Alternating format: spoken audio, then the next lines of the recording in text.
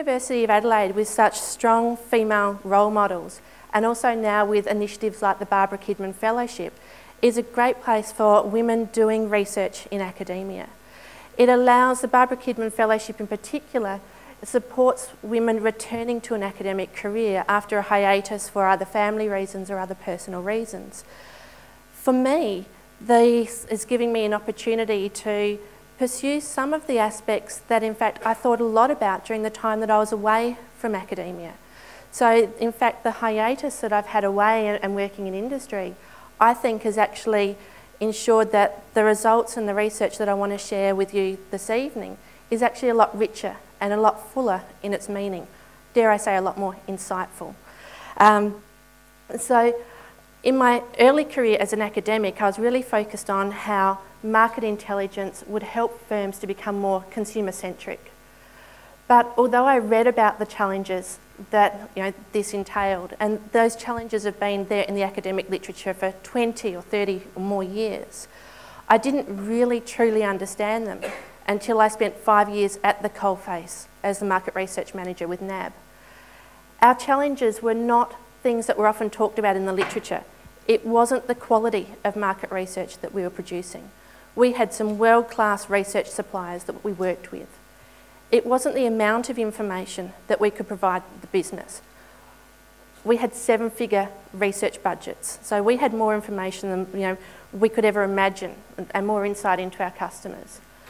The challenge that I spent most of my days trying to work out how to address was how to get the organisation really engaged, really passionate about the research, actually getting the organisation to take ownership and motivating them to use the intelligence that we had available to them.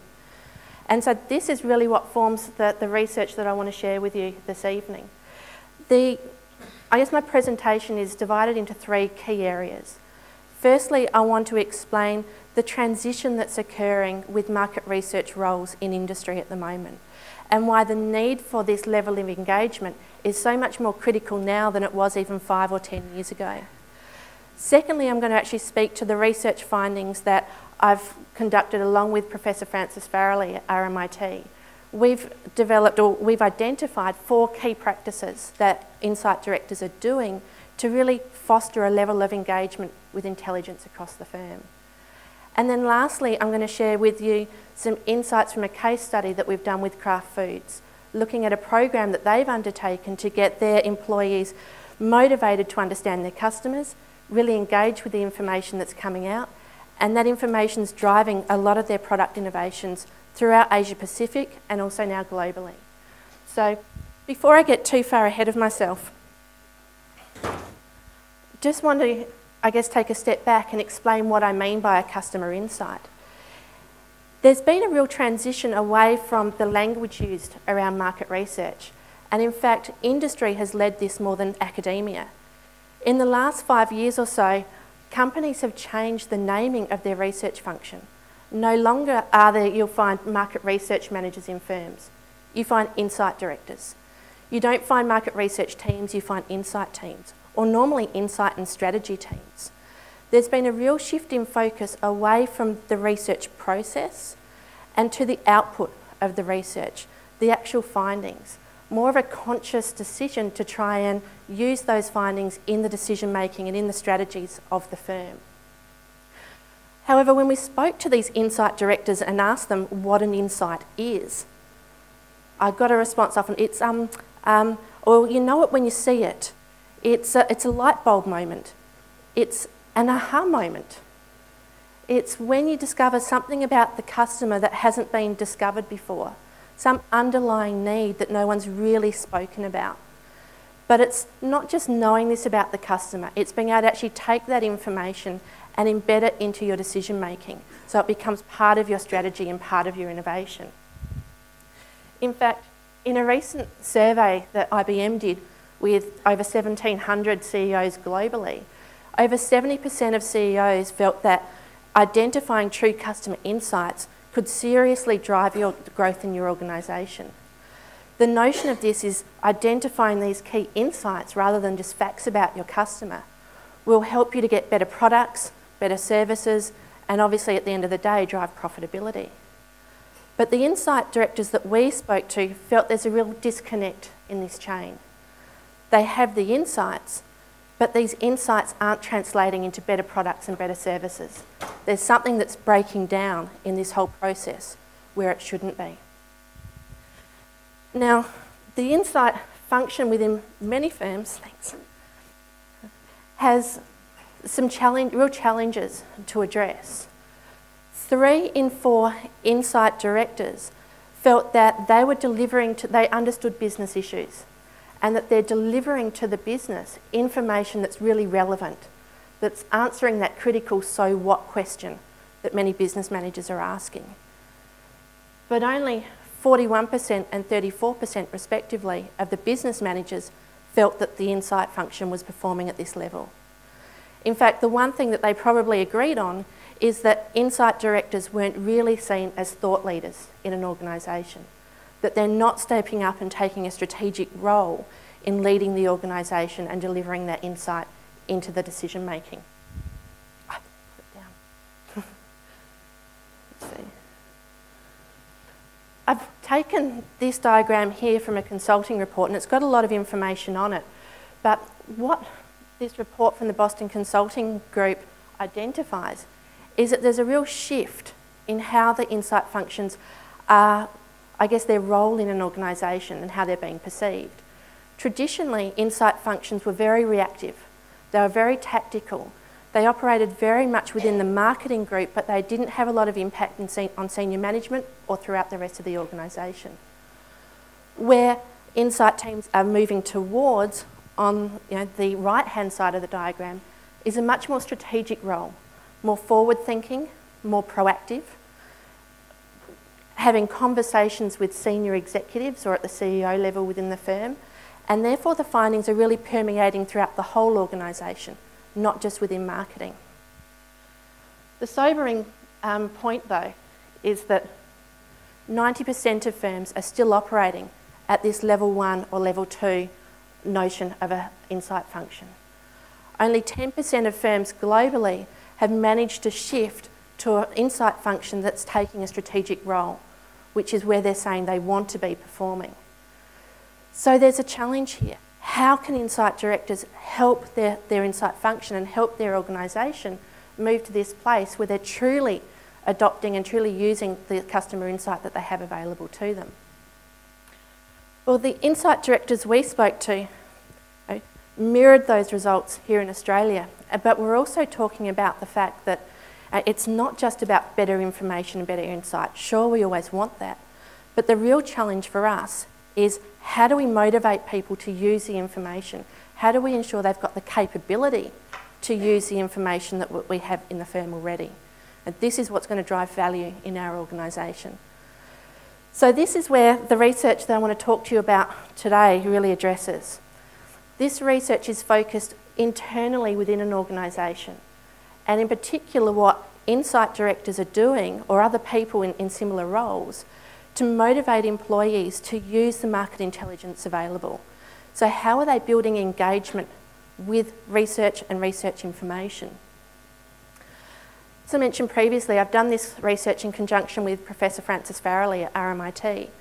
And between us, we've conducted over 40 interviews with insight directors, predominantly here in Australia, but also in the US, the UK, Singapore and Switzerland. Those insight directors have come from a range of different industries. They've come from telecommunications, banking and finance, electronics, arts and entertainment, pharmaceuticals, and the list goes on. We've also done 2 really in-depth case studies with a Victorian government agency and also with Kraft Foods, or Mondelez International, as they've now changed their name to. As I said earlier, I'm going to share some of the insights from this case study with Kraft with you a bit later. We've also been involved with a lot of practitioner conferences, a lot of workshops that have been going on within organisations to see how organisations are truly using this information and how they're gaining engagement. We've also monitored and been involved in a lot of online social media, a lot of blogs and groups associated with LinkedIn. And I think I've analysed over 1,800 pages of different reports and documents to really try and garner some sense of what's going on in the industry. When we spoke to these insight directors, one of the first questions we asked them was, what does their day-to-day work environment look like? What tasks are they undertaking? What do they do in their jobs? And as you can imagine, with 40 different insight directors across different industries, different levels of experience, different levels of seniority, those tasks and activities were about as disparate and different as you can imagine. But when we probed about what they were trying to achieve, when we talked about the purpose behind those activities, when we really tried to delve it down, we identified 4 key practices that these insight directors were doing. And it's these 4 key practices that I want to spend some time sharing with you today, because I think that that is what's going to help organisations to really gain this level of engagement or motivation that they need to move forward. These 4 practices are scanning the internal environment, linking with research users' personal identities, setting a consumer context or contextualising, and then embedding intelligence use into the culture of the firm.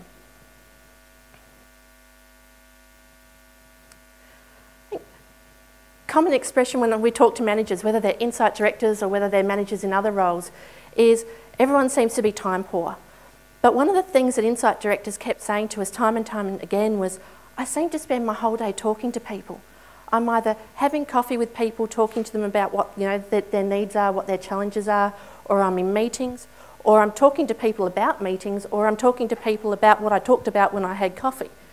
And we found that, but when they talked about this, they said, but it's actually a really important part of my job. I can't get away from it. And what we found that they were doing through these casual conversations, meetings, reading formal documents even, is that they were scanning the internal environment. They were really trying to get an understanding of what both the organisational needs were with market intelligence, but also what individuals' personal needs were. At an organisational level, a lot has been written about scanning or this type of behaviour before. By understanding the emerging opportunities, what businesses are striving to achieve, you can ensure as an insight director that you're being proactive, that you've got information there on hand to contribute into the decision-making practice of the organisation. Or you can prioritise and commission research that helps to address those issues. But the really interesting one for us was this need to do it on a personal level as well, to actually understand individuals' goals, individuals' needs, even their predisposition towards research. People would often say to us, well, Bruce, head of marketing, he doesn't like qualitative research. So we've got to do something for him that's exploratory, but we're going to have to put some numbers behind it. Otherwise, it's actually not going to resonate with him at the end of the day. And this understanding, this platform, is really important for doing some of the other activities that we talk about with linking and contextualising and embedding. So this is really your information or your platform, being able to build engagement in the firm. I'm the first to admit, you often see research reports, they go up on the screen, there's a whole lot of numbers, there's a whole lot of trends, a whole lot of information, and you see people's eyes glaze over. And that often just speaking information or telling somebody about what you've found can be quite boring. Or it speaks to them at the time, but by the time they've got back to their desk or by the time they've got back to what they're doing, they've actually forgotten the information that you told them about. To really get a true sense of engagement, to really motivate them to use that information, it actually has to speak to them personally. It's got to speak to either them as a person and their individual ambitions and goals, or at least to what they're trying to achieve in their current role in the organisation. So I spent countless hours writing and rewriting reports so that they would resonate with the people, the audience that they were to address. In fact, for a number of years at NAB, I looked after our satisfaction program. Now, with the size of the customer base we had at NAB, being about 3 million people, we used to survey over 100,000 of our customers every year. And we would use this information to report to everyone from the CEO down to the branch manager within the organisation. So the reports that went to the CEO had a very specific style. They'd often go to the board as well. They were never any more than 5 slides long. They spoke to business issues, strategic agendas. They would have return on investment figures and budget figures included in them. At the next level down, talking to the general managers, it really depended who you were writing reports to. I remember head of the retail branch for New South Wales. They'd want to know, well, who were the key performers, which branches were standout, what are some of the key issues that have come out this quarter, and don't tell me anything else. Whereas the general manager of marketing would like a nice thick report that told them all of the drivers of performance, how we were tracking on them, where we'd improved, what the competition was doing, and what we needed to do next. In fact, the information that went down to a branch level for us was done very much through our intranet, and our branch managers had results within 3 days of us speaking to customers. But what they were interested in was just their customer satisfaction metric. The customer satisfaction score was part of their performance scorecard. So if they did well on it, they got rewarded financially. If they didn't do well, they got penalised. So they wanted to know that score and maybe a few comments from customers to help motivate their staff. So you can see what this idea of linking is really no more difficult than personalising the message and personalising the form of communication. But you're speaking to the objectives of the user, and that might be organisational or departmental objectives. Their beliefs, their expectations, how they actually want to action these results. Their incentives, their reward programs, how are they going to view this and what's going to push their buttons. But I actually quite like this last one, these personal goals and ambitions. I remember my manager when I was working in consulting saying to me that my job as a consultant was to make my client's life easy and make them look good to their manager. And if I did this, they would buy into my report every single time. And I found that to be true, that, if that's their main goals and ambitions. Now, what I did was fairly standard way of linking. But in talking to some other insight directives, I've seen some quite innovative ways of linking what the business wants and what the consumers are saying. One of our insight directors, Christine, worked in a business-to-business environment, and every time she ran focus groups with customers, she'd also run focus groups with staff. So she could understand firsthand what the staff wanted to know about customers, and then she'd simply overlay the results from one lot of focus groups with the other one to show staff how it was relevant to them. This is what you asked for and this is what customers are saying. Okay? And the buy-in that she was getting from those focus groups was much improved from this process. The next practice we identified was this notion of setting the customer context. Of all the practices, this is the one that I wish I'd done more of in my time at NAB. Instead of talking about research, instead of talking about numbers or research objectives or potential outcomes, your real job as a market researcher or as an insight director is to bring the customer to life. You are the voice of the customer within the organisation. And the more people within the organisation can relate to who the customer is, what's going on in their lives, what their goals are, how they use products, the more they're actually going to engage with what you're saying about the consumer. Okay? I think the best way I can explain this is through a couple of examples. One of the firms that we spoke to used this technique of visualisation. They're an electronics company and they sold televisions. But what they wanted to know was not just what the customer thought about the TV, but how they used television in their life. So they actually created visually a lounge room. Now, I'd love to say that they did mock lounge rooms in their offices, but they didn't. They did it on computer and with different graphics and so forth. But they created the lounge space their consumers would watch television in. So in that lounge room was all the things you'd see in your lounge room at home. There was a computer set up, on a different table. There was the stereo over there. There was the gaming console for the teenagers. There was people sitting on the couch talking. It was an open plan kitchen with someone cooking a meal at the same time. So that when they talked about their consumer and the way the consumers used the television, and therefore the research that they wanted to do and how to interpret the research findings, they kept bringing it back to that scenario. What are people looking for in their television? Well, they're on the computer here and they're on the TV here and they're over here, they're turning up the stereo. Wouldn't it be great to bring that all together a bit more? And let's look at how we can innovate in that sort of space. That's one approach. Another company that we spoke to worked in the cosmetic industry, and they really understood who their consumer was for a particular group of products. She was mid to late 30s, had a family, had a whole range of interests. They actually called her Jane. So they developed this whole persona of who Jane was. And then they had also, to supplement Jane, they went into what they called the AEIOU approach. They went into their vowels. Attitudes, environment, her interests, her objectives in life, and what other products she used. And what they did is, you might be sitting there thinking, I've seen this sort of stuff in reports, and they write it all down. They went a step further. They had a cardboard cutout of Jane. And Jane sat in their meeting rooms. And then they had the montage that they developed from the AEIOU that showed different attitudes, different interests, different products that Jane used, that was up on the wall behind her. So when they had meetings to talk about business decisions, what should we be providing to our customer, the customer was metaphorically in the room with them. They could actually turn and say, well, is this something that Jane would want? What does Jane think about this? There's a cardboard cutout sitting there. But it kept the consumer front in their mind all the time.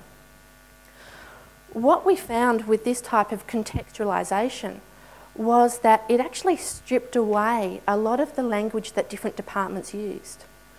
You often find in organisations, the marketing department has one way of talking about their customer, but the accounts department's got another way of referring to them. Engineering and R&D have a different language again.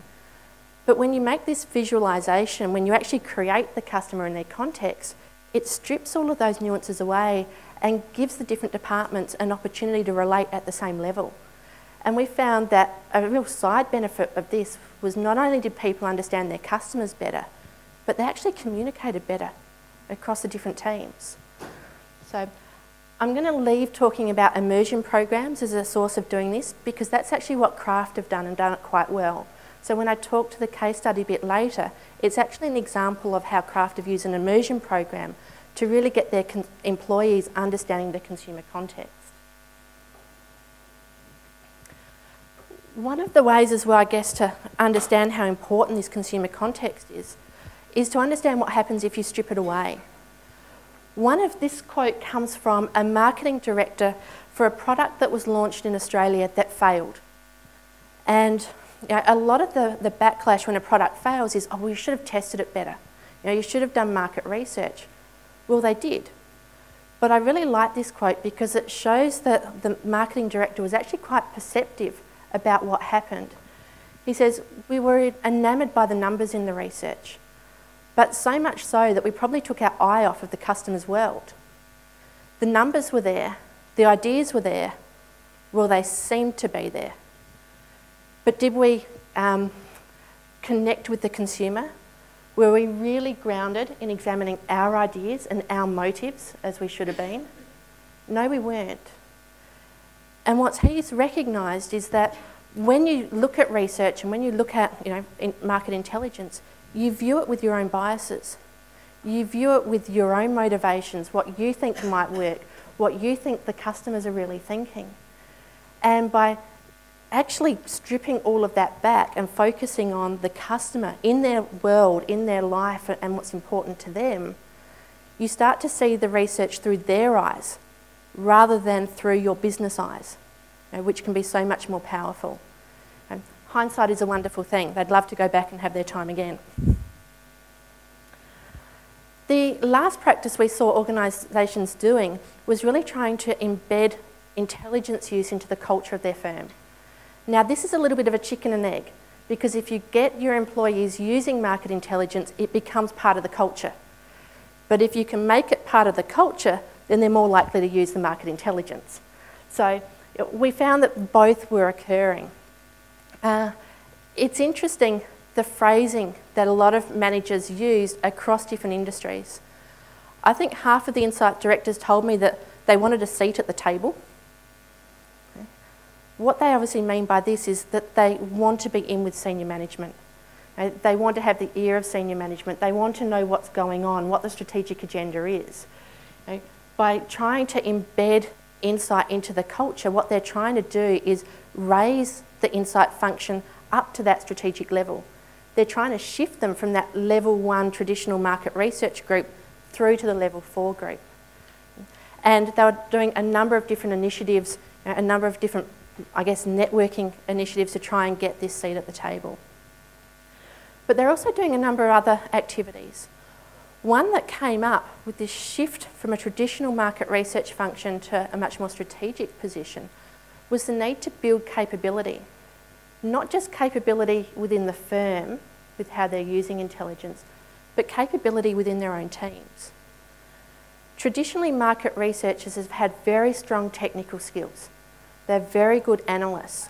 They can look at information, they can look at numbers, and they can pull something out of it. But that quality of information, that insight, is now almost a given in market research. So to move the insight function to a much more strategic position, the leaders are going to have a lot more strategic acumen. They're going to have to be good leaders. They're going to have to be good listeners. They're going to have to be good at bringing everyone in the organisation together to jointly work on consumer issues, which is a very different skill base from the technical analysts that you've hired into your insight function. Some of them will already have those skills, few. Some of them will be able to be trained to have those skills. Others of them don't want to have those skills. They like being an analyst. So I think probably a good third of the insight directors that we spoke to had either recently rehired or restructured their insights function or were planning to actually recognise this shift in capability of what a good insight team member would need to have. Another activity they were doing at a much more operational level was looking at all of that information that was available to them and trying to synthesise it, trying to pull it together and get a much more holistic, strategic view of who the customer was. I was fortunate at the time that I was at NAB, about a year before I left, we had a new CEO, Cameron Klein, come in. And Cameron came from the Bank of New Zealand. And when he came across to Australia, he said, I want to understand this psyche of Australians. Why do Australians hate the banks so much? Because they do. And so we didn't commission new research. We actually went back to the research that we had and we tried to identify the real key points of frustrations for our customers. But at the end of the day, we concluded in that report that it's not so much each of these individual key things, but pretty much customers see all banks as being the same. They are no different from each other. They're all out to get us, type of mentality. Now, I wasn't there to see the implementation of this report or of this program, but I can see a number of the issues that we raised in this report actually formed the platform for the breaking up with the other bank campaigns, when NAB really tried to move away from the other banks. And I was going to say show that they were different, but determined to be different was one of the other banks. So they're all trying to move away. The last thing that we also noted that they were doing was really developing resources to support this. Nearly every company we spoke to had some form of intranet research portal that was used to varying degrees. Sometimes it was a place just to store stuff. Other companies were actually using it quite effectively to search for information and find out what was already known about consumers before they commissioned new research. Because I'm sure many of you have seen quite often you commission research project after research project that has very similar findings. So just to recap that, we identified 4 key practices that help lift that level of engagement with intelligence throughout the firm. That was scanning the internal environment to understand both the organisation's needs but also individual users' needs. Linking the intelligence back to individuals' personal identities and their personal needs and goals. Contextualising, setting that consumer context. And then embedding intelligence use into the culture in the firm through various activities. So I said, we did this 2 ways. We spoke to a lot of insight directors through in-depth, extensive interviews, but we also conducted a couple of case studies. Now, with craft, we actually spoke with craft at various levels within the craft hierarchy. We spoke to their Australian offices, their Asia Pacific office, and also their global office to find out what they were doing. And we found that those 4 practices were definitely being undertaken within all areas of craft. Craft is actually quite fortunate. They'd be one of the companies I'd put up there in that level 3 or level 4 insight function. But they're also helped by the fact that their CEO, Irene Rosenfeld, is an ex-market researcher. So the value of market research does come from the top down in the organisation. But what I want to share with you this evening is a program that they implemented to help get that contextualisation, to help their employees understand the consumer context and to really drive insight and innovation out of that program. What they did in Asia Pacific, and they've now gone global with this program, was conduct an immersion program, which they called their Amazing Customer Journey. This immersion program saw groups of about 60 employees at a time from across the whole organisation go out and visit customers in their home, not all in the one home, 60 customers to 60 different homes, and spend time with their customers talking not only about their product use, but also about what they did day to day, what other products they bought, what their values were, what their dreams, what their aspirations were, so that they were really getting in the head of the consumer. Out of this program, as I said, they've now taken over, actually it's now over 1,000 employees that have gone on this program. They've spent over 11,000 hours in customer homes, and they've identified over 300 insights that they've factored into their decision making. So it's a lot of innovation, a lot of change coming on the back of this. The employees, I guess there's a couple of things to really note on this. Actually, I'll come back to this one. One of the things that you'll note here is that in each country, they've developed a persona around their consumer. So you can see visually here who they see their typical consumer as being. So in Australia, they have the amazing Michelle, who to me looks like a young mum. In Indonesia, which is one of the case studies I'm going to take you through in a moment, they really focus on the youth market, and they've got amazing Budi, and they talk about Budi being a young boy and the family around him that makes the purchases. So very different in all of their markets. The other couple of things to note here is that this is a program where their employees from across the organisation go out to people's homes, not just their marketing team. There's real advantages in doing this, and the two key ones is it stops groupthink. They believe that marketers often think like marketers, whereas if you bring a marketer and an engineer and a designer and somebody else, an accountant together, they actually can have quite different perspectives on the customer, and together they're going to actually form a more accurate picture. The other thing it does is part of this journey for Craft is making their organisation more customer-centric. So as each person goes through this program and becomes more engaged with the consumer, they go back out to their roles and tell their colleagues. And it's actually helping transform the culture of the organisation. So there's some additional benefits in this. A number of companies have immersion programs. I know at NAB, all of our senior managers were required to spend, I think, a day a year in branches or in the call centre, actually listening to customers and seeing how they interact with staff. Where Craft take this to the next level is they don't leave it there. They actually get people to write down their observations of the customer when they're meeting with them. And when they come back, they hold a one-day workshop where they get the employees to write all of those observations on the post-it note, stick them all up around the room.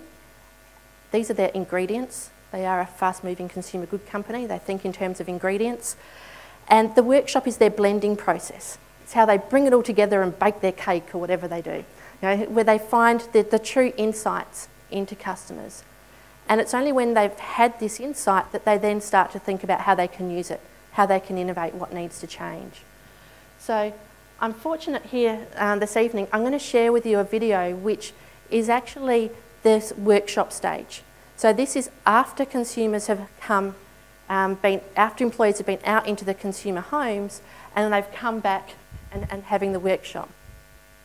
Welcome, MC Magic!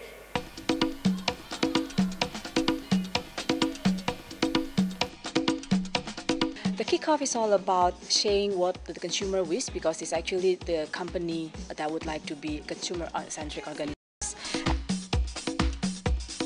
environment is playing the most important role to build our creativity. So I'd like to set up the environment and the ambience to be more casual. They make the environment of the workshop very fun and kiddie-like. You know, children is the most creative people, so we want all of the audience here acting like the children. What does it mean? Number one, it's not going to be a simple, easy journey to understand the moment, the needs of the consumer. It's a cross-functional group, but you can't actually tell who is in which function, you know. I mean, it's seamless. It's a mix of people that is gathered in this room. That's a very important one as well. People from different functions are talking about consumers as if it's a second nature to them. I'm very glad that it is not, no, everyone believes that it's not a job of CI or marketing to understand who the consumers are. Consumer is our boss, you know, and our boss here is Woody. It's Woody and his family. Normally, we already have some hypothesis, right? Because we thought that we know already the consumer, but turned out to be, well, we got something different, especially if there's a other function, you know, our colleague, and then they actually can see different that we cannot see. So I think it's really a good collaboration.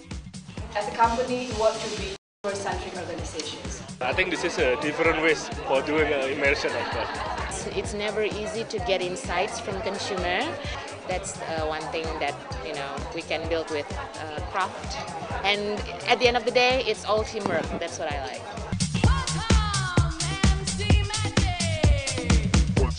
Well, I mean, it was really great. I mean, I just love the enthusiasm. So far exciting. I can't wait for another session. The program was really good. I think for us as the marketing, we really need it because we really need to be close with our consumer more than ever, because by knowing our consumer, we can actually produce better strategy and better innovation in the future. This is actually really give me some new energy. Now when I'm sure when I work in the office, now I'm thinking about consumer. I think when we transform the organization, everyone in the company to think our consumers as real consumers, I think we have won. And then after that, how to take on, to meet to their needs, to understand them better, to drive our business forward. I really hope that we can transform ourselves here to being this consumer-centric organization, so we are all inspired and led by the consumer, which will lead to breakthrough marketing and sales.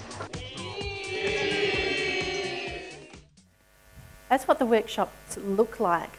To give you an example of an insight that might emerge out of one of those workshops, one of the insight directors was telling me an employee was sitting in this workshop and she was recounting the experience that she'd had in a consumer's home.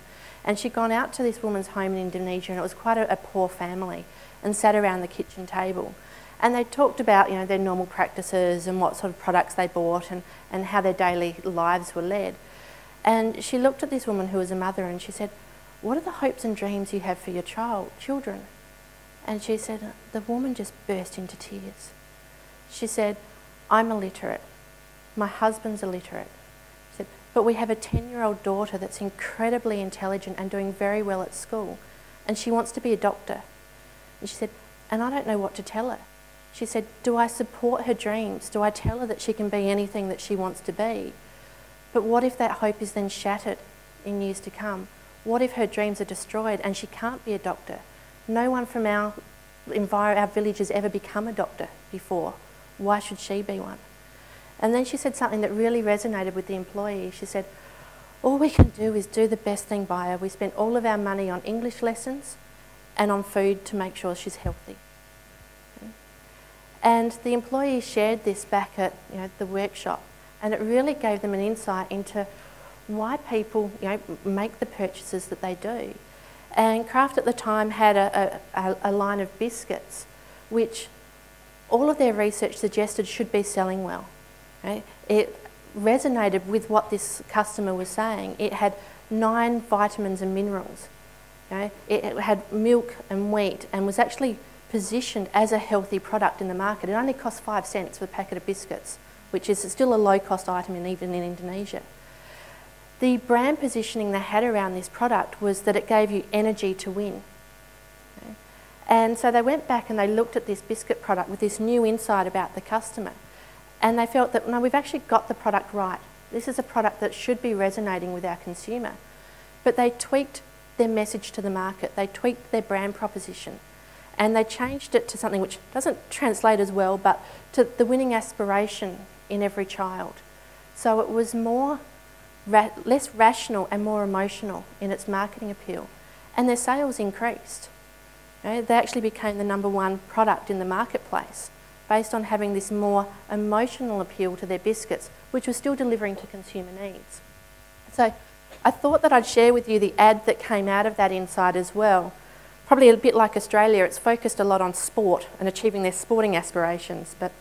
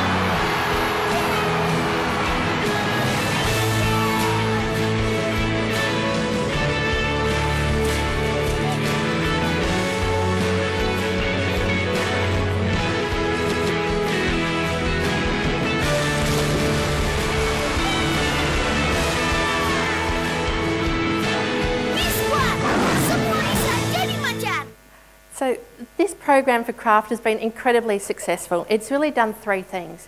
It's lifted the position, I guess, of their insight function in the organisation to a much more strategic level. This immersion program is now scheduled to run every year in the quarter before strategic planning, because they want to take the insights that come out of this program and embed them in their planning, for the next 12 months. It's also developed that real sense of engagement that we were looking for. Their employees are not only engaged with the consumer, they're engaged with the information about the consumer, but they're actually more engaged with the organisation. The Vice President of HR loves this program because people are coming back to their roles and they're saying things like, I thought my job was about auditing, but now I realise my job's about serving the consumer. And so they're really getting that customer-centric view throughout the organisation. And lastly, they're getting that success that those CEOs were wanting back in one of those original slides. Asia Pacific for craft over this period has been seeing their revenue grow at about 40%. What we're hoping to work with them over the next 12 months is trying to isolate how much of that revenue growth is really attributed to this immersion program. But anecdotally, they're telling us about new product successes, new innovations, changes that they're making to their strategy as a result of this program that's helping them to be successful. So I could probably speak all night. We're starting to do some future research trying to look at the consumer end of this as well, to actually understand how you engage consumers a lot more in this process to drive innovation, but I guess that's a talk for another day. Just in summing up, I would like to thank particularly my research partner, Professor Farrelly from RMIT. This research is much his ideas as it is mine, but also Dr. Elaine Rodrigo from Mondelez International, which, if you're wondering, comes about because Kraft is merged with Danone and Cadbury, so they keep getting bigger. They change their name to capture all of that. For not only sharing their immersion program with us, but also allowing me to share it with you tonight. And finally, I'd really like to thank the research branch of the University of Adelaide. Firstly, for the incredible opportunity that comes along with the Barbara Cridman Women's Fellowship, but also the opportunity to actually share what we're doing with all of you today. So thank you very much.